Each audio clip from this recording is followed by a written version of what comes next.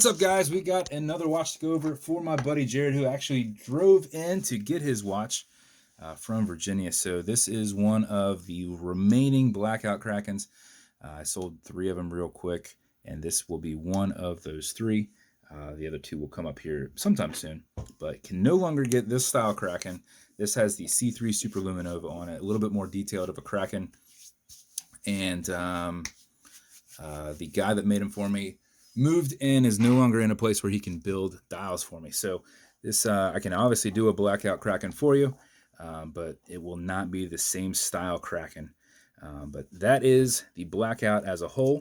So we did a black engineered band, black case, black shark tooth bezel and crown on it, and then we ghosted it. So if you can see, we did the engraving first and then we blacked it. So doing it that way keeps that in black. We also did that with the Kraken logo here on the clasp. So now up here on the side, we did it standard. So just this Kraken on the side, so this just goes through the black cerakote. We have a black lumed ceramic insert. So might be a little hard to see in the daytime, but ceramic around there is also lumed in green to match. Get a nice look right there. So we have some black pointer hands on there. It's a custom painted seconds hand. That's a black seconds hand. It's formerly red with a like silver-esque paint drop in there. So anchor engraved crown, Kraken engraved on the side, pointer hands. And then we did a large window exhibition caseback with a black rotor and a stainless steel movement holder. So that is his build as a whole. And as always, with these, with this Vostok template, bezel will turn left, will turn right. There is no clicking. I put this on there super hard. Plus with the cerakote added on there, it is very tough to move, so we will never accidentally bump that. We'll probably nick the cerakote off before he turns that. So no clicking on those. These are automatic mechanical, so you can wind them, you can wear them, you can put them on a watch winder to keep the time. But if they are dead, before you put them on, wind them up just a little bit.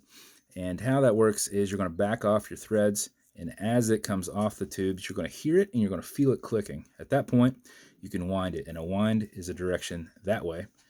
Backwards does nothing, but it's a lot easier to space your hands out like this and wind. So if you do this for about 4 or 5 seconds before you put it on, even if you're not very active, you will keep it running throughout the day. If you do it for something closer to 20 seconds, you're going to max out your 31-hour power reserve, though it should last actually longer than the 31 hours. A lot of these I've had go upwards of 2 days. But you cannot overwind it, so you can do this all day if you like. If you pull it out to the one and only click, you can now set your time. So this is not a hacking movement, so it's going to keep going. And you're also going to notice you've got a wobble crown. This is deflecting lateral pressure on the stem and not transferring it into the movement. So that's a nice design feature. It also, the way it disengages, it will not transfer an impact into the movement if dropped on the side. Okay, Google, what time is it? 12:36 p.m. 12:36 p.m. Also, the crown makes it nice and easy to thread right back over. So that's his build as a whole. As always, every build comes with matching beads. Whether he wears them or not and wants to be stylish is up to him. They're in there. We've got a blacked out Kraken box, so that's what's going to come in. His build and warranty cards are not here yet, of course, but normally it would come with that as well.